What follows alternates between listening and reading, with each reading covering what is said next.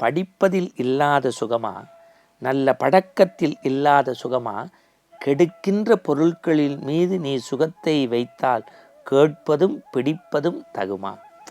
இன்று நாம் சிந்திக்க இருக்கக்கூடிய தலைப்பு வரலாறும் வழிபாடும். வரலாறும் வழிபாடும். ஏன் இந்த படிப்பை சொல்லி இதை சொல்கிறேன் அப்படின்னா, நம்முடைய ஆன்மீக கதைகள், ஆன்மீக புத்தகங்கள், நம்முடைய இதிகாசங்கள், இலக்கியங்கள், பக்தி நெறி பெற்ற விஷயங்களை படிக்கின்ற போது நிறைய விஷயங்கள் நமக்கு தெரிகிறது. பொதுவாக பார்த்திங்கன்னா, இப்போ தேர்வெல்லாம் நடந்துக்கிட்டு இருக்குது. இப்போ தேர்வு முடிஞ்சோன்னே எல்லாரும் குடும்பமாக சுற்றுலாவுக்கு போவீங்க. அந்த மாதிரி நீங்கள் சுற்றுலா போகும்போது இந்த முறை சில வரலாற்று பதிவுகளை நாம் தெரிந்து கொள்ள வேண்டும். இப்போ ஒன்றும் இல்லை, நேராக இப்போ இங்கேருந்து உங்களை ஸ்ரீரங்கத்துக்கு கூட்டிகிட்டு போகிறேன். ஸ்ரீரங்கம்னோடனே உங்கள் கண்ணு முன்னாடி என்ன வரும்? மலைக்கோட்டை வரும், சமயபுரம் வரும், நல்ல செம்மாந்து இருக்கக்கூடிய அந்த காவிரி நதி நீர், அங்கே இருக்கக்கூடிய பாலங்கள், அங்கே இருக்கக்கூடிய உணவு விடுதிகள், இவை எல்லாவற்றிற்கும் மத்தியிலே அப்படி பிரம்மாண்டு உயர்ந்திருக்கக்கூடிய ஸ்ரீரங்கத்து ரங்கனுடைய ராஜகோபுரம். ரைட், அங்கே போனால் எங்கே போவோம்? ரங்கனை போய் பார்ப்போம். மிகப்பெரிய அற்புதமான தாயார் சன்னதிக்கு போவோம். அங்கே உள்ள பிரசாதம் வாங்கிப்போம். மறந்துடாமல் இந்த தடவை திருச்சிக்கு டூர் போகிறவங்க வரலாறும் வழிபாடுங்கிற நிகழ்வு மூலமாக உங்களுக்கு சொல்கிறேன். பார்க்க வேண்டிய இடம் கம்பராமாயணம் அரங்கேறிய மண்டபம். நீங்கள் மறந்துடக்கூடாது. கவிச்சக்கரவர்த்தி கம்பன் ராமனுடைய பெருமை பேசுவதற்கு 10,000 பாடலை எழுதினான். அந்த 10,000 பாடல் எழுதுவதற்கு அவனுக்கு ஆதார சுருதியாக இருந்தவர் மறந்துவிடக்கூடாது. திருவெண்ணை நல்லூரில் பிறந்த சடையப்ப வள்ளல். அந்த வள்ளல் உதவியோடு எழுதிய கம்பராமாயணத்தை கம்பராமாயண அரங்கேற்ற மண்டபம்னே ஒன்று இருக்குது. அங்கே உட்காந்து தான் கம்பன் படித்ததாக ஐதீகம் இருக்குது. அதற்கான எல்லா எவிடன்ஸும் இருக்குது. போங்க பாருங்கள். அப்படியே திருச்சியிலேருந்து உங்களை அப்படியே புதுக்கோட்டை வழியாக காரைக்குடிக்கு பக்கத்தில் அறந்தாங்கின்னு ஒரு இடம் இருக்குது, அங்கே கூட்டிகிட்டு போகிறேன். அங்கே நீங்கள் வரலாறும் வழிபாடுங்கிற இந்த தலைப்பில் நீங்கள் பார்க்கக்கூடிய இடம் எதுன்னா ஆவடையார் கோயில்.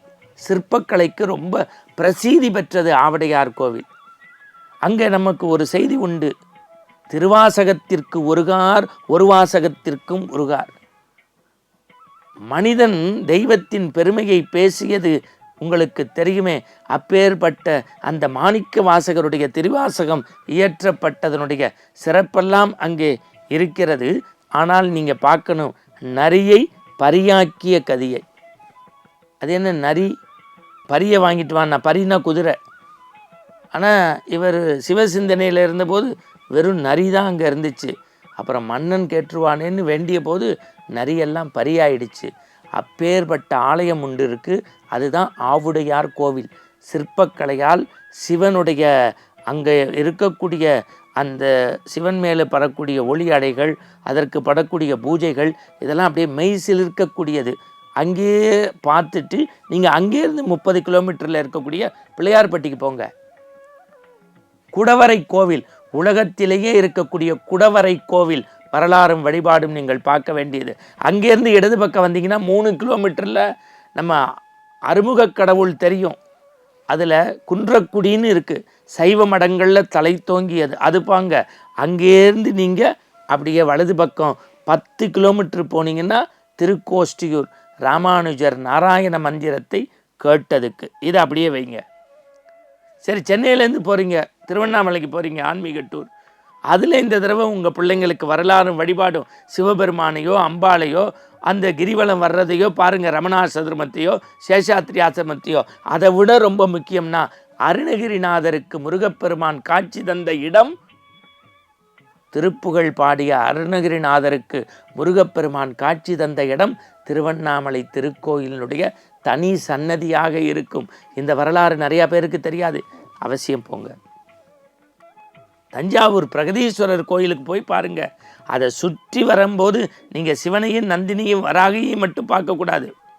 சிவன் நந்தி வராகி மட்டுமல்ல, வரகுணால்னு தன்னுடைய மார்பகத்து பாலை விற்று எண்ணெயும் திரியும் ஏற்று எம்பெருமானுக்கு விளக்கேற்றிய அற்புதமான காட்சியுடைய பீடங்கள் இருக்கக்கூடிய அந்த கோபுரங்களை வரலாறு வழிபாட்டில் பாருங்க.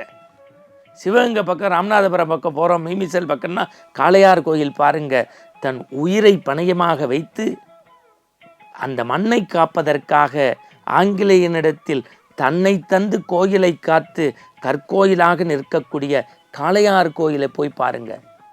அங்கேருந்து அப்படியே நீங்கள் மதுரை பக்கம் போனால் தாடிக்கொம்புன்னு இருக்குது திண்டுக்கல் பக்கத்தில். அந்த மாதிரி ஒரு சிற்ப வேலைப்பாடுகள் உள்ள திருக்கோயிலை நீங்கள் பார்க்கவே முடியாது.